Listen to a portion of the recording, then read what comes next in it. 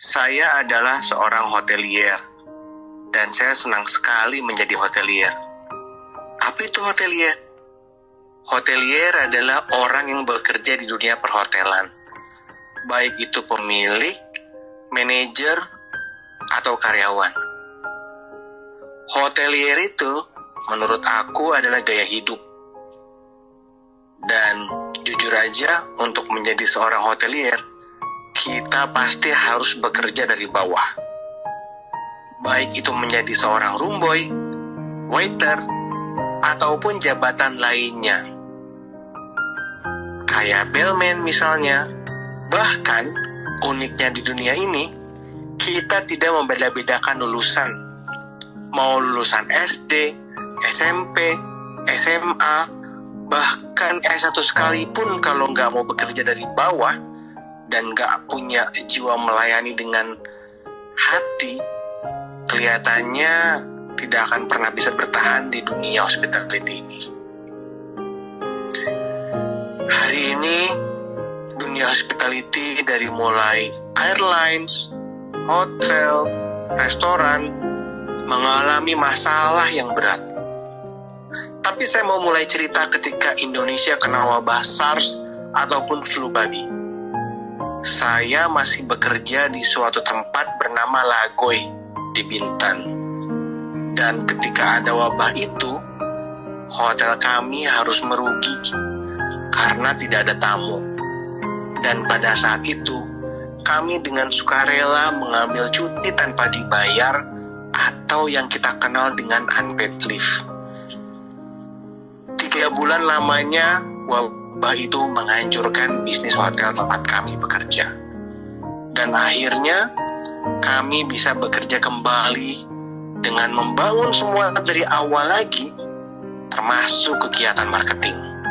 Jujur aja, market kembali normal paling tidak minimal 6 bulan. Berat bagi kami. Tapi kami lakukan itu dengan senang hati. Karena kami mencintai pekerjaan kami. Kami benar-benar bahagia ketika melihat tamu kami tertawa, bahagia, dan yang paling penting, mereka mempunyai pengalaman yang tak terlupakan selama mereka berada di resort kami. Tidak terasa, 20 tahun berlalu. Sekarang saya menjadi seorang pemilik hotel. Dan betapa bangga bagi diri saya, dan saya percaya juga bagi seluruh orang yang bekerja di dunia pariwisata.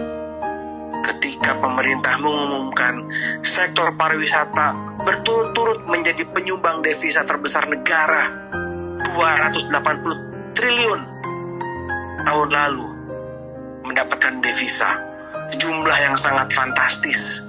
Walaupun saya percaya harusnya ada di angka 400 triliun. Anyway, ternyata menjadi bagian penyumbang 280 triliun di dunia pariwisata tidak otomatis menjadikan kami spesial di mata pemerintah. Saya coba bisa bilang deja vu. Ya, kami hotelier seperti deja vu ketika ada wabah flu burung ataupun SARS. Sekarang ada virus corona. Dan berbeda dengan SARS, corona menyerang domestic market. Kalau zaman dulu, SARS itu hanya menyerang international destination, Bintan, Bali, Batam, Yogyakarta. Sekarang virus corona, mereka menyerang seluruh kawasan. Bahkan domestic market kena problem.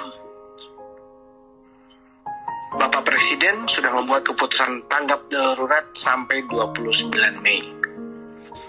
Yang artinya, semenjak beliau umumkan sampai dengan tanggal 29 Mei 2020, akan ada penurunan masukan sampai 95% di semua daerah. Apa artinya? Ketika ada wabah ini, piutang akan semakin lama dibayar oleh klien-klien kami, seperti BUMN, government, ataupun swasta. Alasannya, maaf Pak, pemerintah pusat belum drop uang. Airlines akan ada penurunan traffic sebanyak 90%. Pramugari, pilot, banyak sekali yang dirumahkan. Saya sudah tidak bisa membayangkan bagaimana nasib mereka 2-3 bulan ke depan.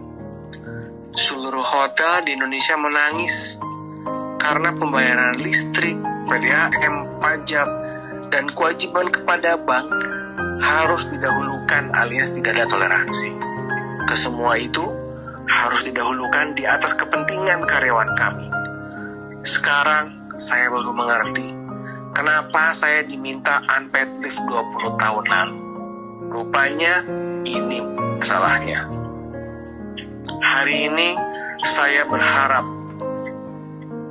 kepada Bapak Menteri Pariwisata, Bapak Wisnu Tama, yang kemarin baru saja mengundang dan meeting dengan perwakilan-perwakilan kreatif. Hari ini saya berharap Menteri Pariwisata juga mengundang perwakilan kami dari dunia hospitality, hotel, restoran, ataupun airlines. Saya mengerti Bapak sudah mengundang beberapa orang-orang penting juga. Tapi kami mohon, kami diundang juga Bapak. Mengapa? Karena pariwisata itu sekali lagi adalah penyumbang devisa, salah satu devisa terbesar bagi negara, 280 triliun. Saya mau mencontohkan negara Singapura. Subsidi gaji karyawan 25%, 50% subsidi untuk restoran dan hotel, 75% untuk penerbangan. Kami mohon Pak, untuk mengundang kami, diskusi terbuka, apa yang sebaiknya kita bisa lakukan bersama untuk menghadapi wabah virus corona ini. Karena kami adalah salah satu bagian terpenting dari sumbangan devisa terbesar bagi negara. Kami berharap untuk masalah cash flow ini, pemerintah harus membantu mereschedule pembayaran biaya tetap ke negara, sehingga uangnya di cash flow bisa kami bayarkan kepada karyawan kami terlebih dahulu. Menurut saya, ada 3 stakeholder penting agar semua pelaku pariwisata bisa bersama-sama bertahan dalam bencana ini. 1, pemerintah, 2, pengusaha, dan 3, karyawan. Semoga Bapak-Bapak yang saya hormati mendengar keluh kesah kami, dan saya berharap janganlah menjadikan kami pelaku pariwisata ataupun karyawan hotel, restoran, ataupun airlines menjadi korban ataupun harus dikorbankan setelah biaya-biaya yang harus dibayar ke negara yang saya sebutkan tadi. Semoga